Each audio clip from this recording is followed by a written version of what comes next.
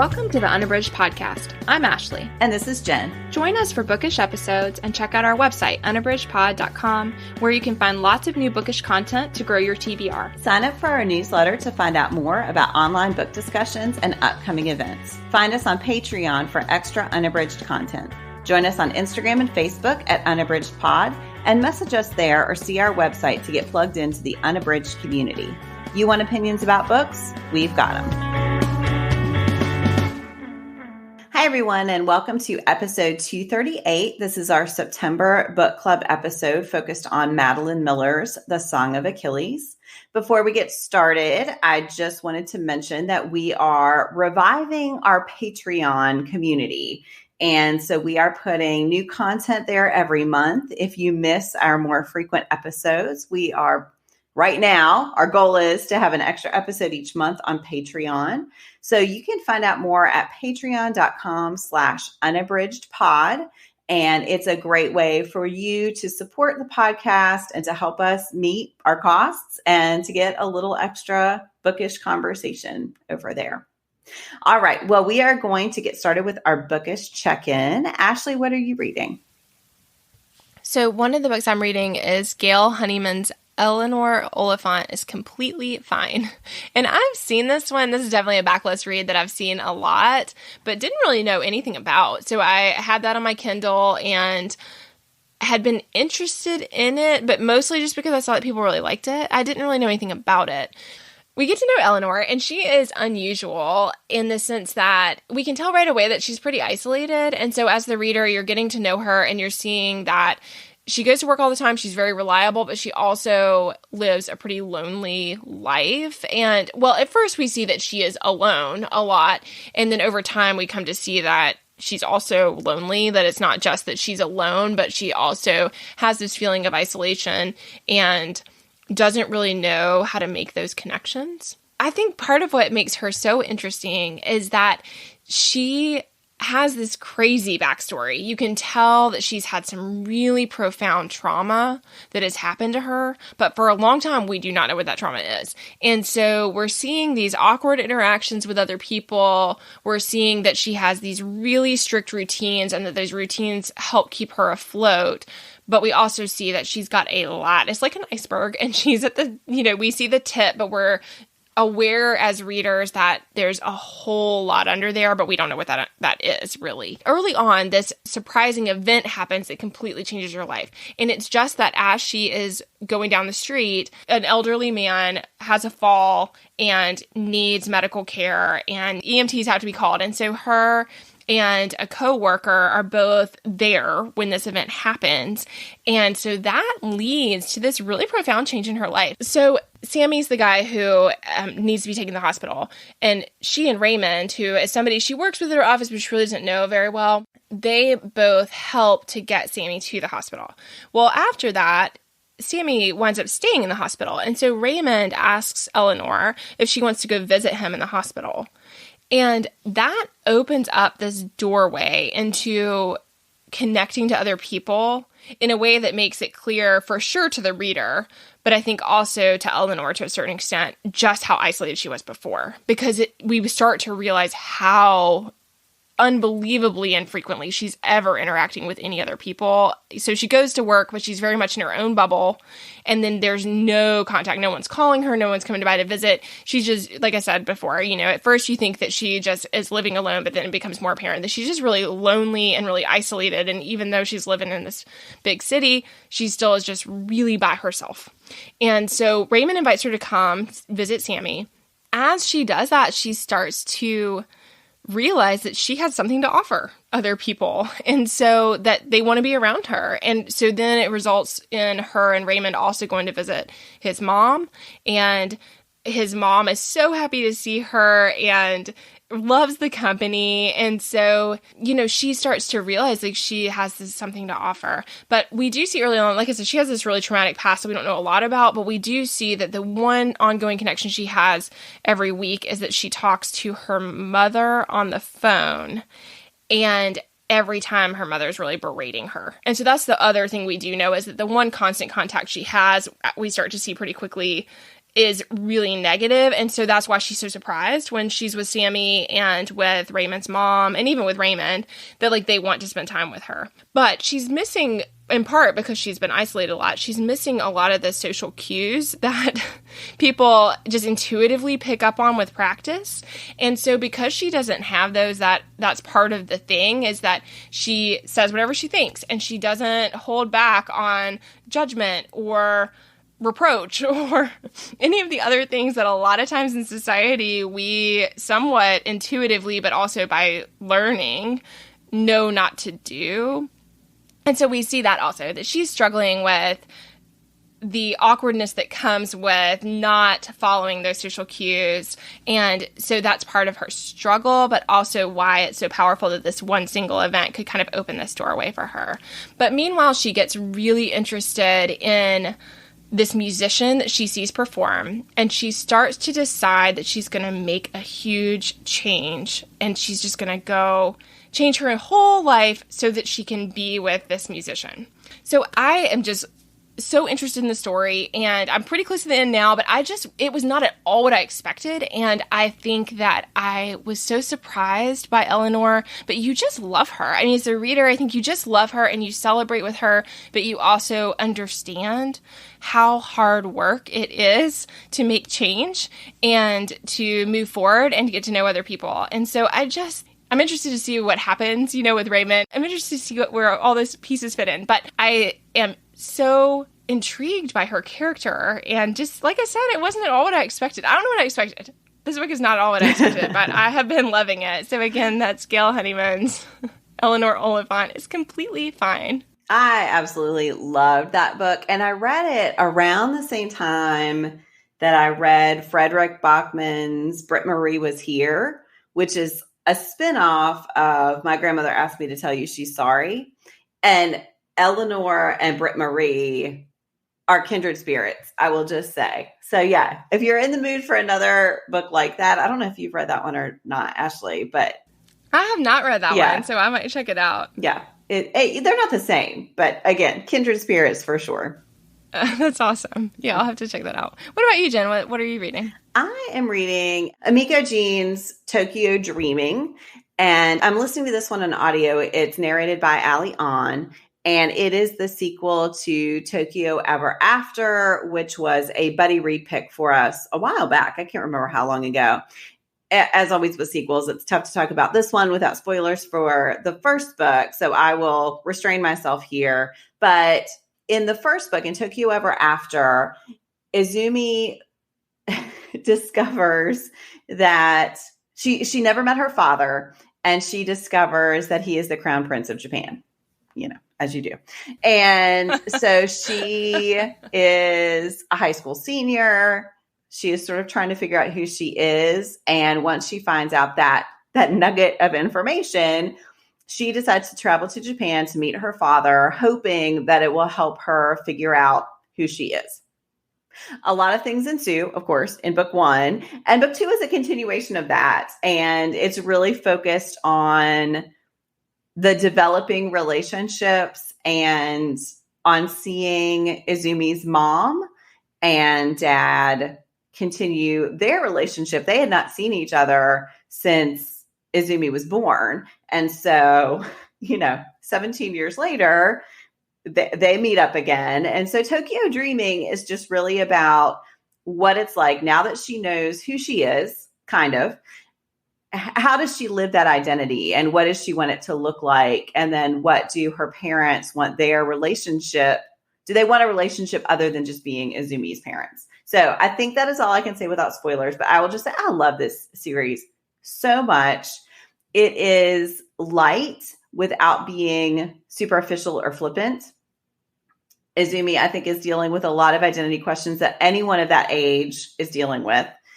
Of course, with the added complication of being part of this royal family and what it means to have a very public facing life and still try to protect who you are and how to be yourself in the midst of all of that. So it is so good. Yes. Ashley, have you read this? Did you read the sequel? No. Oh, you When got to I read saw it. it on the list, I was like, oh my gosh, I love Tokyo Ever After so much. And I hadn't even thought about the sequel. So yeah, when I saw it, when I saw you had it listed for your check-in, I was like, I got to read that. Yes, it's on Scribd. So very soon. And it is making there you me go. very happy. So yeah, There you go. I'm loving it. I will be joining in on that soon. That sounds great. And I listened to the first one. I did too. I absolutely loved it. Yeah. So good. I think I did a mix actually the first time. And this one, it's not very long on audio. So I just decided to do audio all the way. It wasn't available for me to check out the print. So yeah. All right. Well, we are going to move on to our book club discussion. I'll read a brief synopsis and then we'll start digging in. Madeline Miller's The Song of Achilles is a retelling of the Iliad through the eyes of Patroclus, the loyal companion and great love of Achilles. Exploring the legend from a new perspective provides insight into both the heroes of the Trojan War and the ordinary people whose lives were shaped by others' actions. It's a novel of love and war, gods and mortals. All right, so we're going to start, as we always do, with our overall impressions. Ashley, what do you think? I loved this one. It's rare that both of us have read a book before and then talked about it for book club, but I have read it before. And this time I read and did the audio, and both were great. I kind of went back and forth. And yeah, overall, I mean, I just absolutely loved it. I was completely swept away when I read it the first time. You never know with a rereading, when you are really blown away by a book, how it'll stand up to a rereading. And I was not disappointed. And yeah, so I just think it's phenomenal. I love the love story at the center.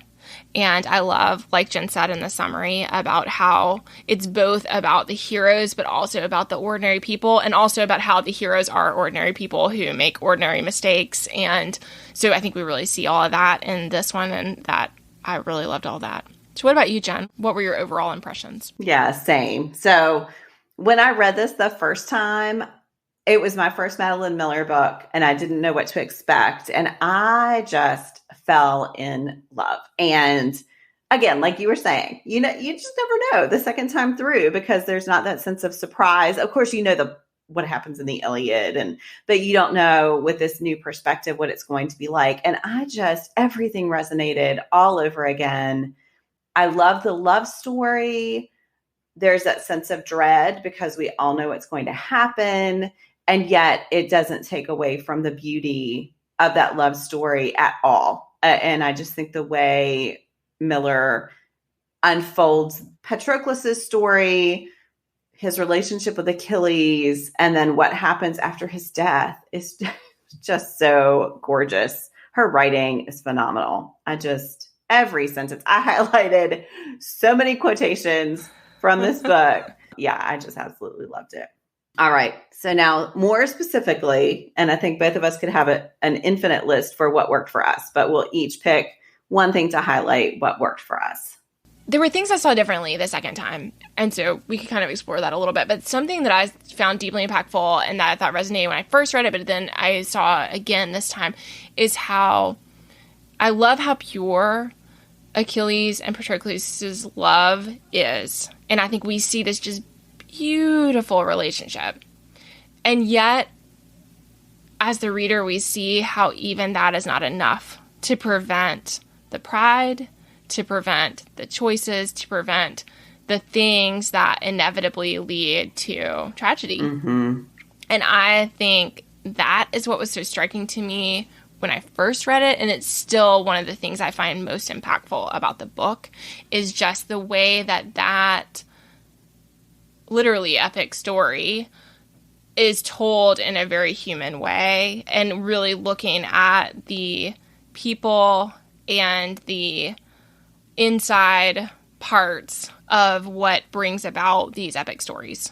And so, yeah, I think that is still something I would say that struck me in the beginning, and with the rereading, it's still one of my most favorite aspects, is just that really, really microscope look at the inner workings, but then all of that, you also get that larger view of how profoundly it affects a ton of people. So what about you, Jen? Yeah, I just want to comment on that. So I've never read the Iliad. So the parts of it I knew were just, the Trojan horse. And I knew about Achilles being dipped in the river Styx except for his heel, which is why, the Achilles heel thing, which Miller doesn't even use as her part of this book.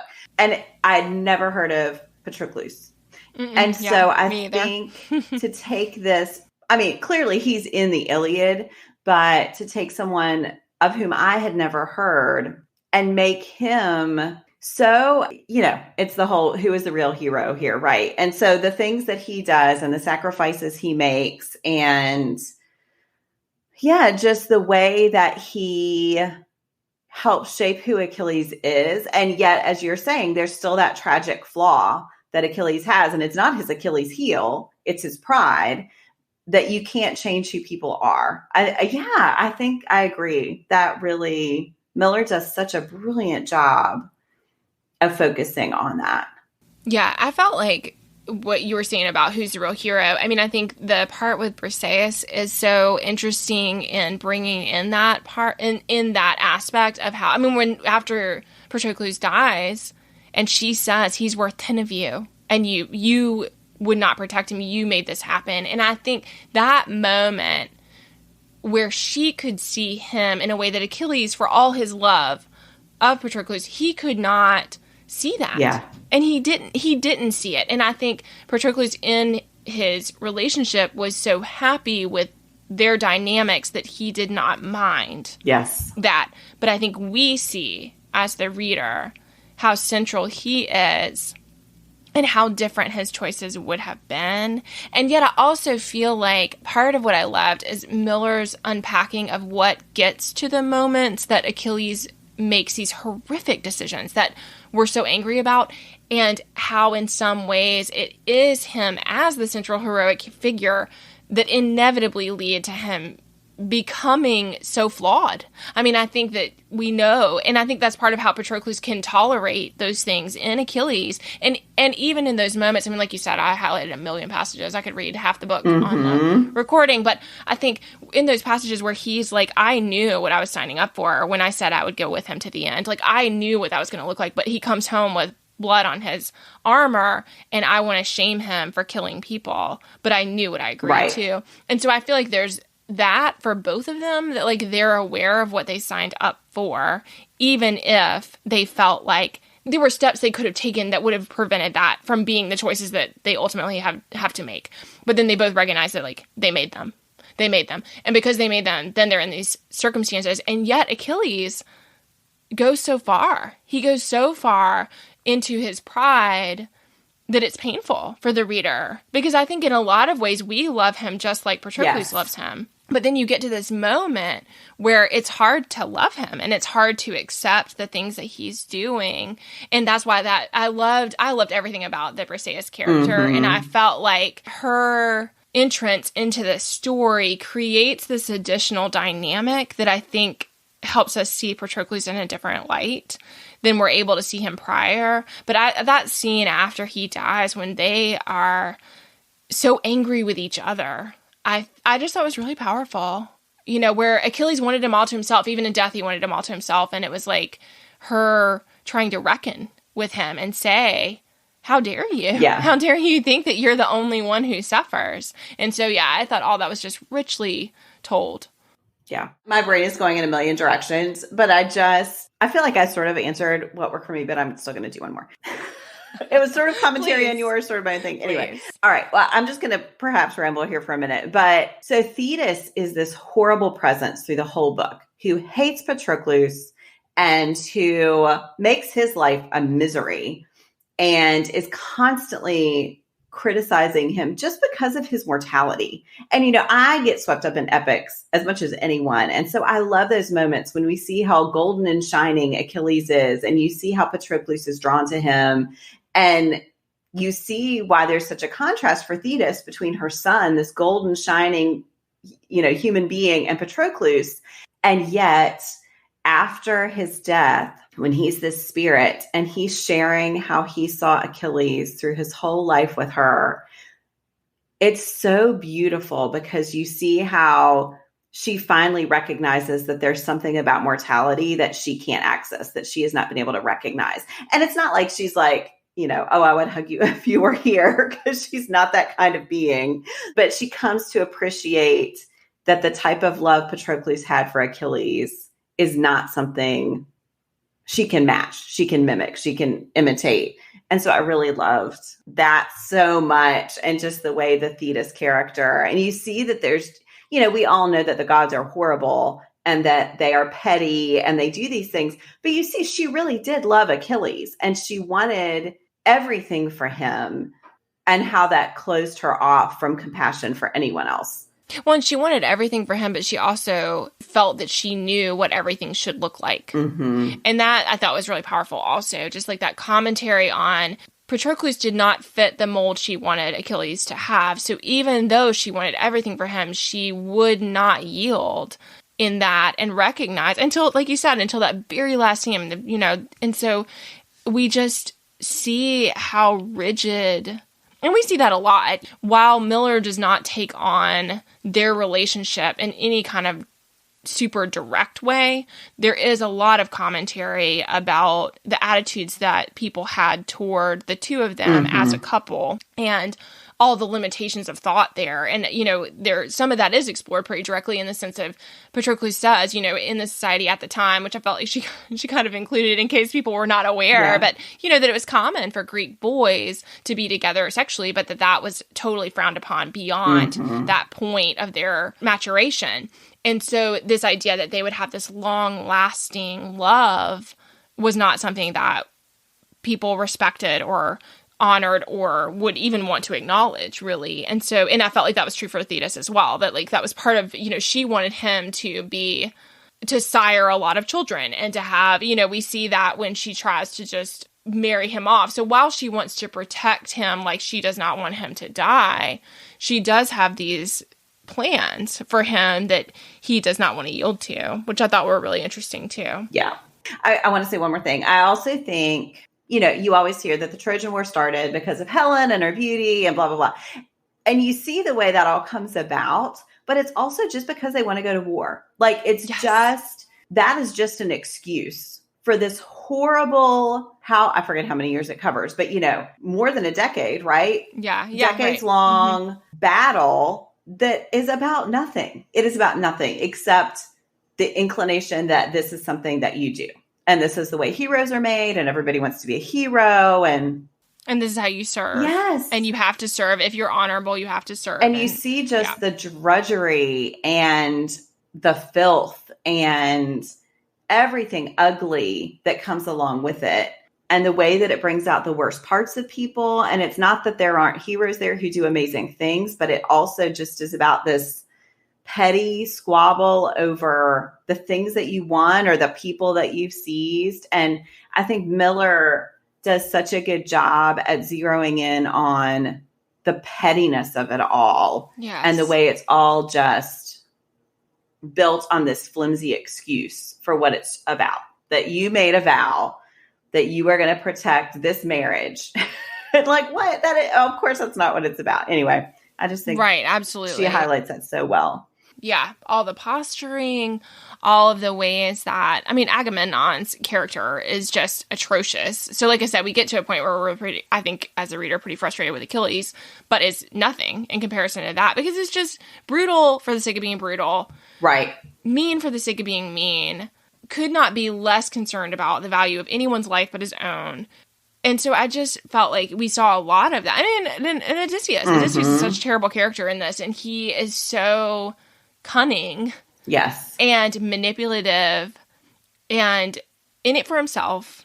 And so I just think, I loved all of that. That I thought that exactly what you said, that the war is not about anything other than men's egos, and all of the things that they do is just really to position themselves. But I thought it was also interesting. There was that part where she lists all the different nations and then talks about how they become Greek, right? And this kind of idea of like, it is through nationalism and essentially through like the patriotic mumbo jumbo that you do that. And then you push those ideals and you push them for long enough. And eventually you merge people into these ideas of they reconstruct their own identities. Right. Yes. Through things like this. And I think it's so powerful. Yeah. And just shows how corrupt it is and how awful it is, but also how like it happens.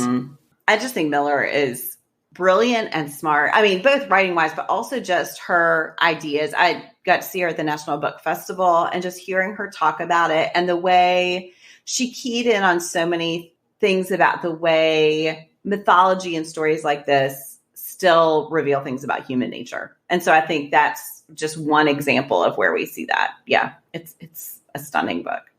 All right. Well, as Ashley and I both mentioned, we both marked a ton of quotations, but we're going to choose just one to discuss. Ashley, which one do you want to talk about?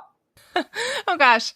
Well, first I want to say, I want to circle back. No, I just want to say one more thing that we didn't touch on the part with Chiron. So I just wanted to say, because my quote does not do this, but I just wanted to say, that is the other thing. If I were to choose a section that I found to be deeply impactful, the part with Chiron in the mountains is just so beautiful. Mm-hmm. But I think also part of why it's so beautiful is the contrast between this like escape from society and the world and then like the corruption of the world. Yes. And so there's this beautiful idyllic situation for these boys who fall in love with each other, but also fall in love with the world.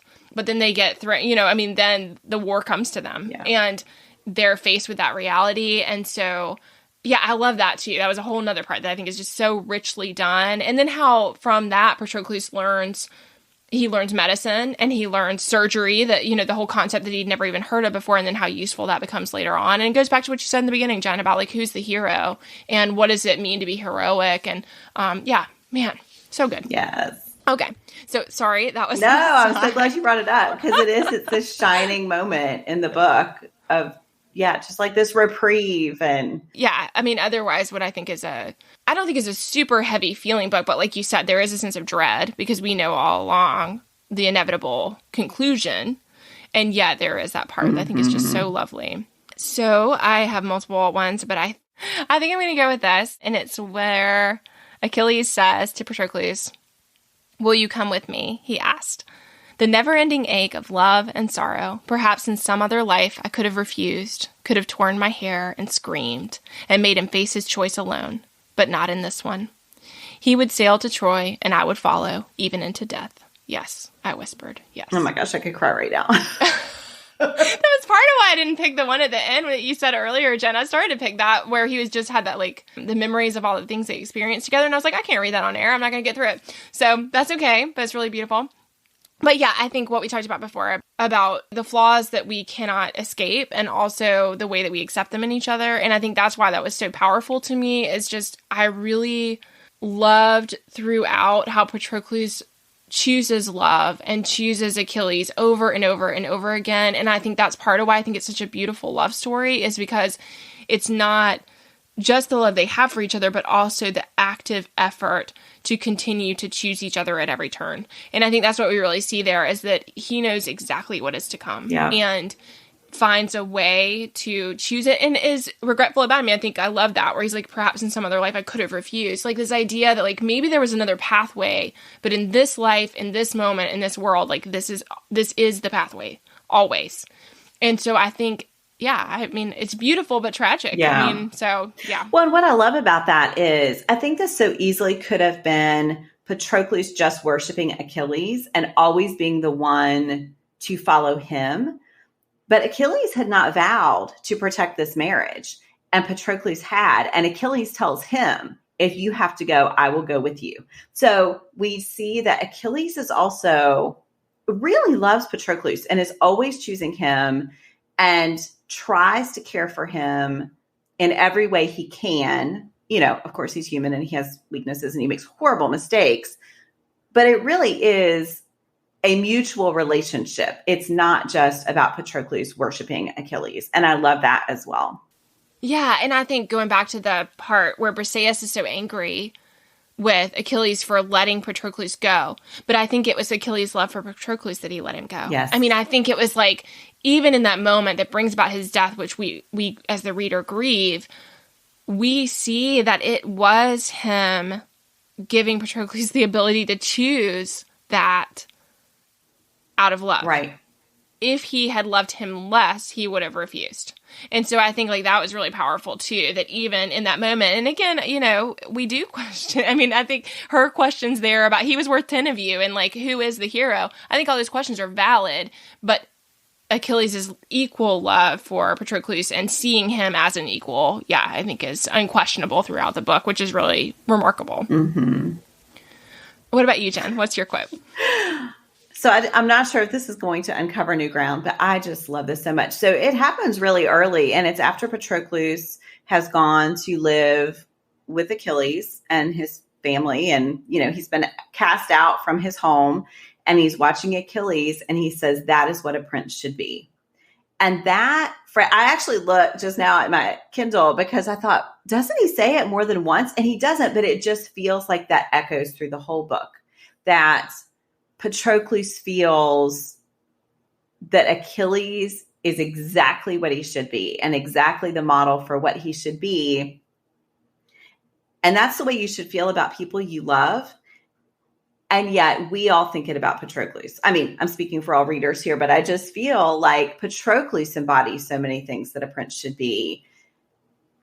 And it almost makes that more remarkable because he is so special that him choosing Achilles makes Achilles more special, that him helping Achilles to see himself differently makes Achilles greater. If Achilles had only ever had his mom telling him, the horrible Thetis telling him that he was a hero and he was special, I'm not sure it would have meant so much, but Patroclus feeds into that for Achilles. And when Achilles makes the right decisions, when he does step forward and claim slaves, because he's saving them, that's because of Patroclus. And that's because Patroclus sees him as someone who does the right thing, which then enables him to do it. And so I just think that quote, "That is what a prince should be," is at the heart. There are problems with that, but it's also at the heart of what goes right about their relationship and about the good things that come out of their pairing. Yes. Yeah. Another quote I thought about choosing was where Achilles spares the one son so that the family can continue. And Patroclus is like both mortified at himself for thinking that that's something we should value because he killed almost everyone and left this one person, and how horrible for the one person who survives.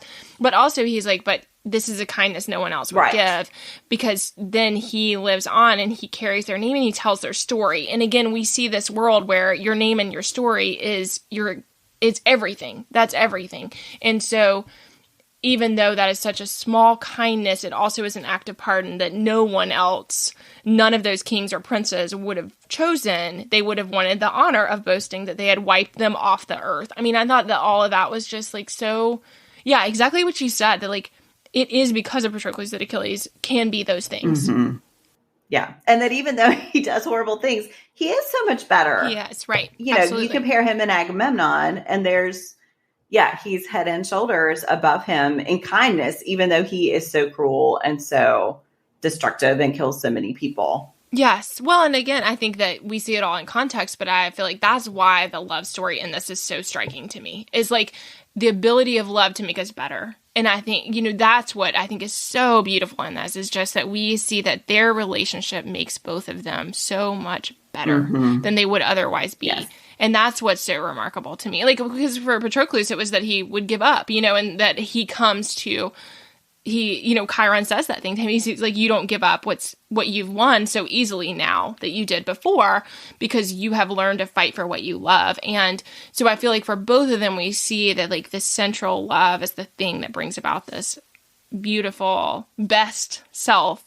And even though the best self is still flawed, it's a better version that they would have otherwise had. Yeah.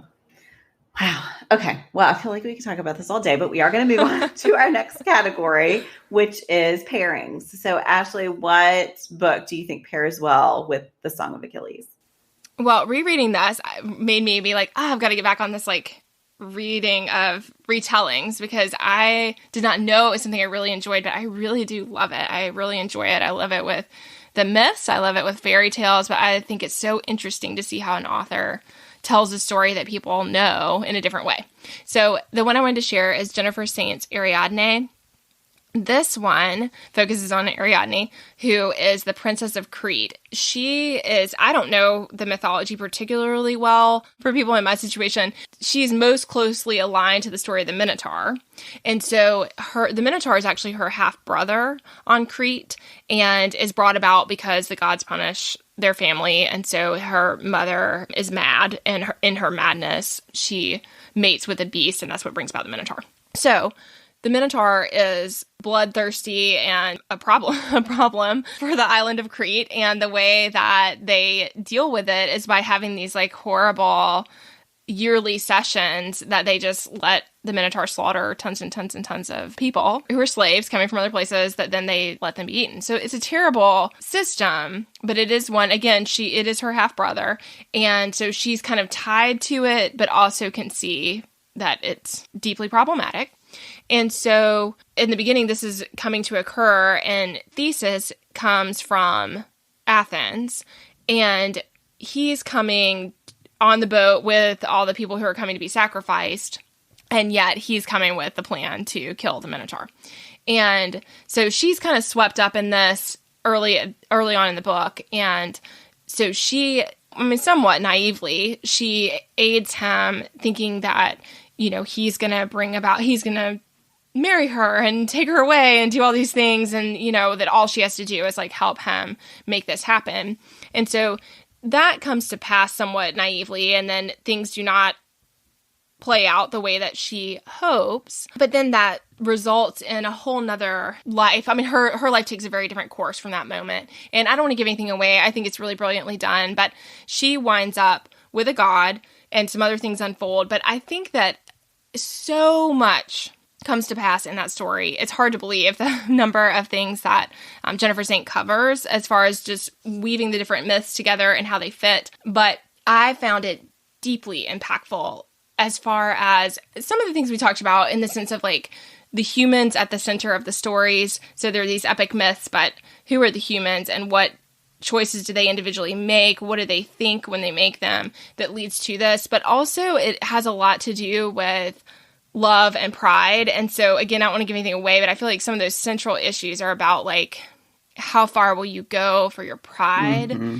And if you get too focused on that, what happens? And I think all that's really well done, but I also love it explores the role of women. And I think that Achilles touches on this. Circe, for sure, for Madeline Miller, is much more about the exploration of women. But you do see it here with Briseis, with the slaves, even with some of the other women characters in the story.